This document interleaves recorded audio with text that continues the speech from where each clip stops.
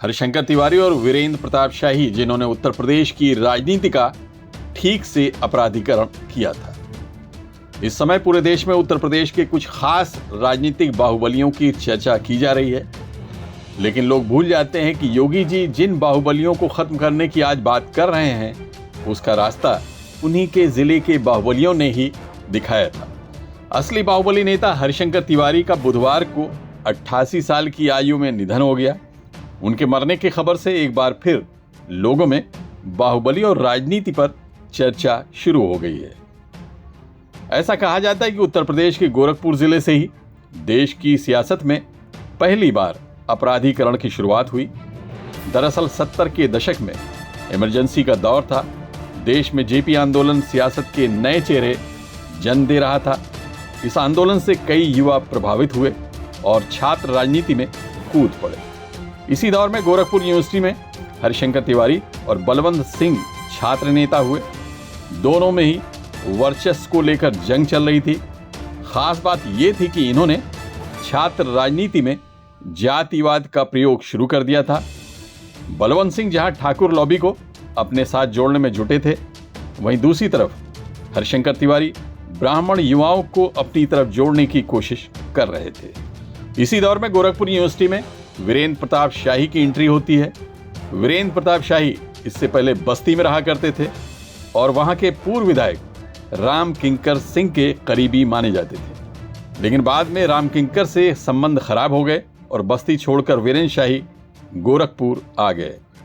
इसी दौर में बलवंत सिंह और वीरेंद्र शाही की नजदीकी बढ़ने लगी। दोनों ही ठाकुर थे और जिले में ठाकुरों का वर्चस्व कायम करने में जुट गए। लेकिन इसी बीच 1978 में बलवंत सिंह की हत्या हो गई।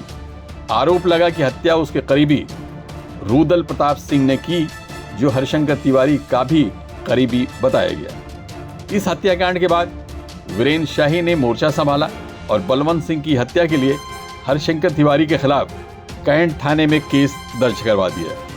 इस केस के बाद से ही शाही और तिवारी गैंग में गैंगवार की शुरुआत मानी जाती है।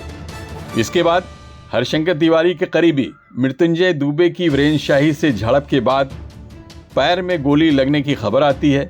बाद में मृत्युंजय की गैंग्रीन के कारण मौत हो जाती है। इसके उपरांत वीरेंद्र शाही को खबर मिलती है कि उनके करीबी बिचई पांडे की गगहा में हत्या हो गई। शाही के समर्थक डेड बॉडी लेकर लौटते हैं तो इसी दौरान हरिशंकर तिवारी के 3 करीबी लोग रास्ते में मिल जाते हैं और इन तीनों की हत्या हो जाती है। इसके बाद शाही गैंग के सदस्यों की हत्या होती है और गैंगवार का सिलसिला बहुत तेजी से आगे चल पड़ता है। इसी दौर में पूर्वांचल की राजनीति में एक और युवा अपनी तेजी से पहचान बना रहा था। नाम था रविंद्र सिंह। रविंद्र सिंह 1967 में गोरखपुर यूनिवर्सिटी के छात्र संघ अध्यक्ष रहे। इसके बाद 1972 में लखनऊ यूनिवर्सिटी के छात्र संघ अध्यक्ष बने। तेज तर्रार छवि के रविंद्र सिंह ने देखते ही देखते गोरखपुर और आसपास के इलाकों में अपनी अच्छी पहचान बना ली थी। इसी को देखते हुए उन्हें जनता पार्टी ने 1977 में टिकट दिया।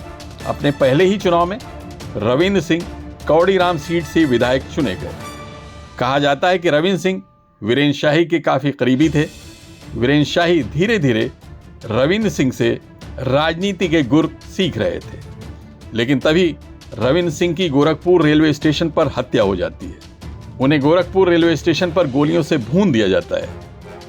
यह वो घटना थी जिसने छात्र राजनीति में जातिवाद के जहर को अब गोरखपुर सहित आसपास के तमाम जिलों में फैला दिया। जातीय जंग का ऐसा बीज बोया गया कि पूर्वांचल में कई दबंग अपराधी, छात्र नेता और निर्दोष मारे गए। रविंद्र सिंह की हत्या के बाद वीरेंद्र शाही ठाकुरों के नेता बनकर उभरे। इसी दौरान 1980 में महाराजगंज की लक्ष्मीपुर विधानसभा सीट पर चुनाव हुए और वीरेंद्र शाही ने निर्दलीय पर्चा दाखिल किया। उन्हें चुनाव आयोग की तरफ से शेर चुनाव निशान मिला। वीरेंद्र शाही ने इस चुनाव में जीत दर्ज की और यहीं से उनको शेरे पूर्वांचल कहा जाने लगा। खास बात यह थी कि 1980 के इस चुनाव में वीरेंद्र शाही ने अमरमणि त्रिपाठी को मात दी। वही अमरमणि त्रिपाठी जो हरिशंकर तिवारी को अपना राजनीतिक गुरु मानते थे। 1989 में विधायक बने और बाद में मधुमिता हत्याकांड में जेल भेजे गए। एक तरफ वीरेंद्र शाही की ताकत बढ़ रही थी, वहीं दूसरी तरफ हरिशंकर तिवारी भी 1985 में जेल से चुनाव जीतने वाले निर्दलीय विधायक बन गए। दोनों ही अब तक रेलवे के ठेके के धंधे में उतर चुके थे। यहां भी वर्चस्व की जंग शुरू हो गई। वर्चस्व की ये जंग 1997 तक जारी रही। ये वो साल था जब पूर्वांचल की आपराधिक दुनिया में एक नए नाम का उदय हुआ, श्री प्रकाश शुक्ला। श्री प्रकाश शुक्ला ने लखनऊ में वीरेंद्र शाही की हत्या कर दी। कहा जाता है कि हरिशंकर तिवारी भी श्री प्रकाश शुक्ला की हिट लिस्ट में थे, लेकिन शुक्ला का जैसे उदय हुआ उसी तरह से उसका अंत भी हो गया। Abid Naqvi, press 9 news, Mumbai.